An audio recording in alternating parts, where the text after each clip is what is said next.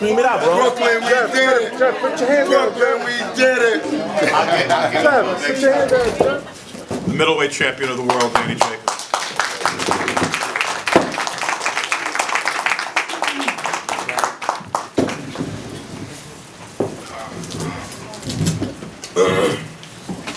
Hello, everyone.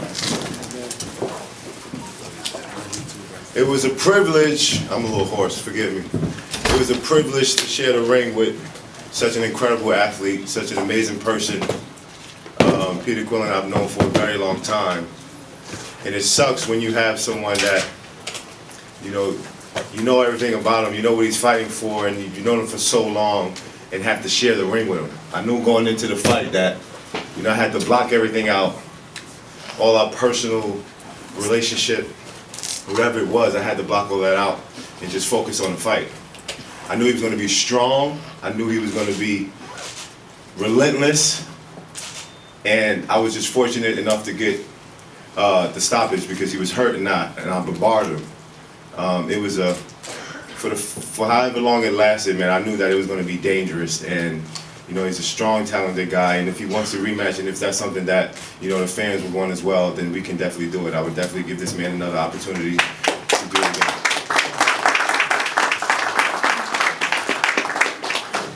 But when we spoke earlier in this week, you said you visualized this outcome. Did you visualize the first round knockout? I didn't visualize the knockout. I just visualized me having my hand raised a victory.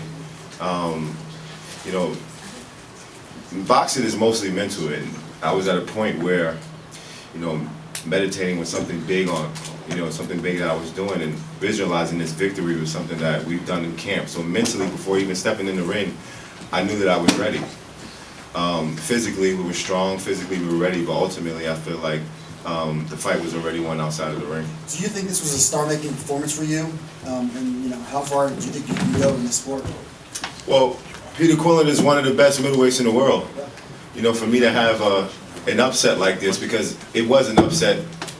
Fans had it, him going in as a favorite, him going in as probably knock me out or maybe get the victory. So I don't know if this made me a superstar. I just want to be able to get inside the ring and do what I do best, have fun, and come out unscathed and in perfect tact. Guys, if there aren't any more questions for Peter, I'm going to let Peter go be with his family and get some rest.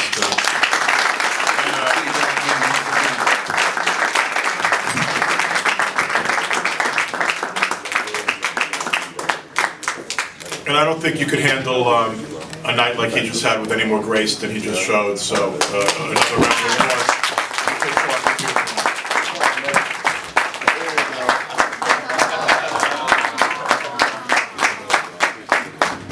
I'm gonna just tell y'all that's the hardest part of fighting Danny, is that I'm a big fan of his son. That's a fact.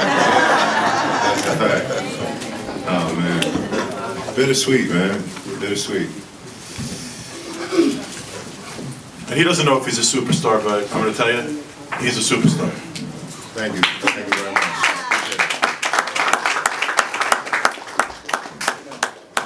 I know you're looking to bring more and more awareness to cancer, and obviously your star will shine brighter after this fight. How important is it to you that this helps you bring more awareness? It means everything. Like I said, I've always idolized Sugar Ray Leonard. I've always idolized Muhammad Ali because of what they stood for outside of the ring. So to know that I have something that the people can relate to, and something that's devastating as cancer, to be able to overcome that and be kind of a spokesperson for it, to be able to give people hope, to inspire, and things of that nature. The platform, I'm looking forward to taking advantage of that, because a lot of people have better stories than I have, or gone through worse situations than I have, but they don't really have that platform to kind of bring awareness to it. So I'm gonna do my best to, take advantage of it. Danny, straight back here. Straight back. Over here. Is that Dave?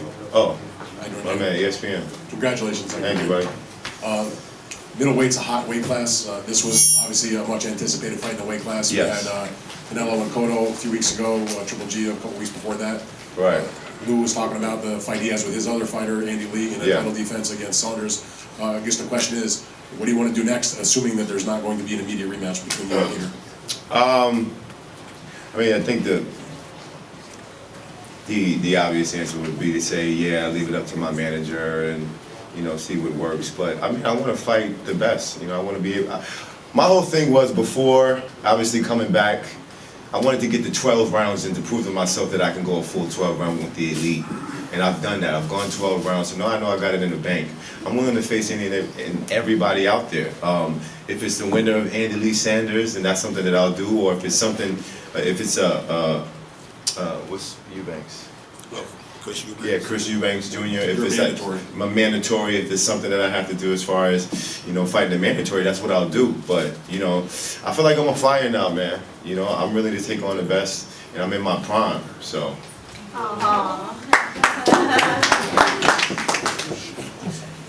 Danny, Chris Gunn here, Cyber Station Radio Boston.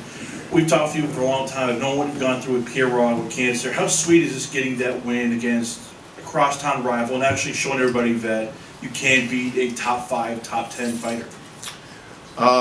It's a bittersweet, but I mean, you know, I'm just grateful that I'm able to, you know, prove the doubters wrong, because there was a lot of negativity going into this fight. You know, something I just had to block out. Like, I just erased my Instagram and Twitter and stuff like that, because it was so many people bash talking me, saying that I wasn't of the elite, I wasn't, you know, that caliber of fighter. And I know deep down inside I was. I mean, I fought Sean Porter in the amateurs 6 times, and we went to war every time. So I knew that I knew the skill is there. But boxing is always about proving yourself, and I think with tonight's victory, that's what we did. Yeah, Danny, a lot of times when a fighter hurts an opponent, they're weary of, you know, jumping on the foe for, you know, fear of punching yourself out, kind of like Mike Jones against Soto Carras a few years ago. Right.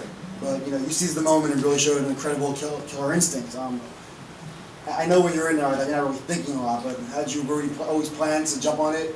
And did you ever think about punching yourself out? Or?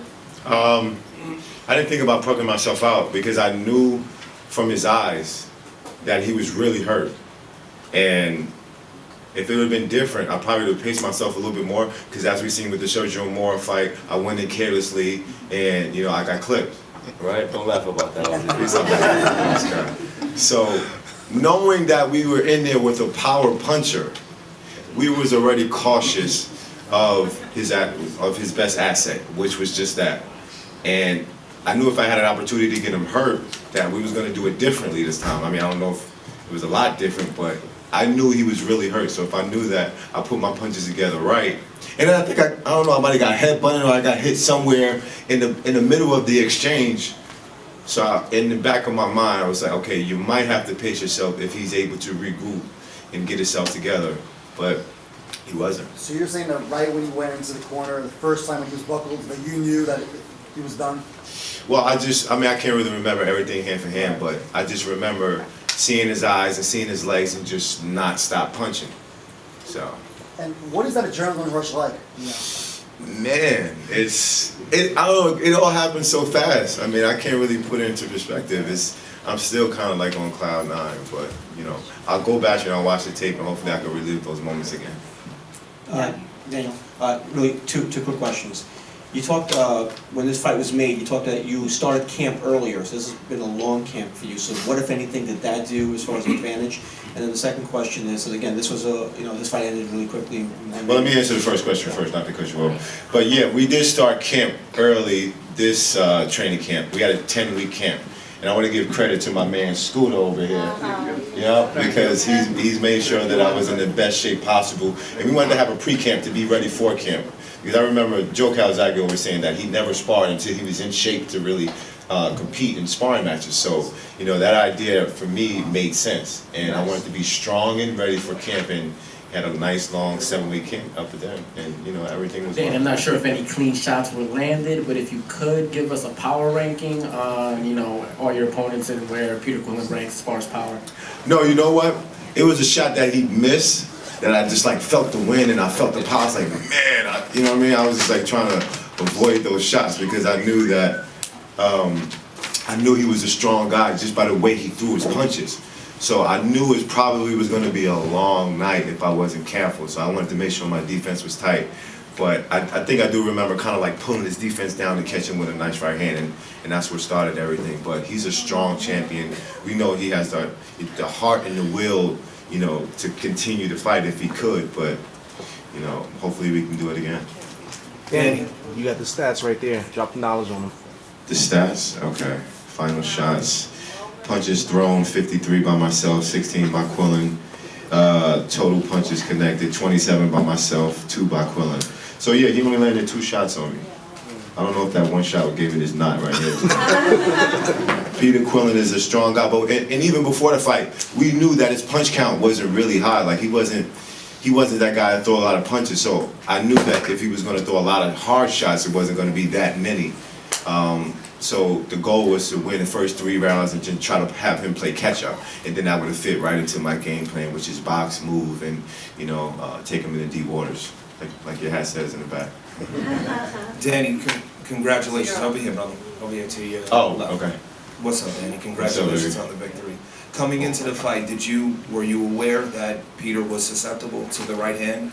And when you heard him, were you surprised that you got to him that quick? I was surprised that he was hurt that quick. Because when I entered the ring, we were staring at each other, and like he had the lion in him. You know what I mean? You could just see that animal status, and I was just like, man, like this guy means business. You know what I mean? I might have to, box a little bit the first couple rounds.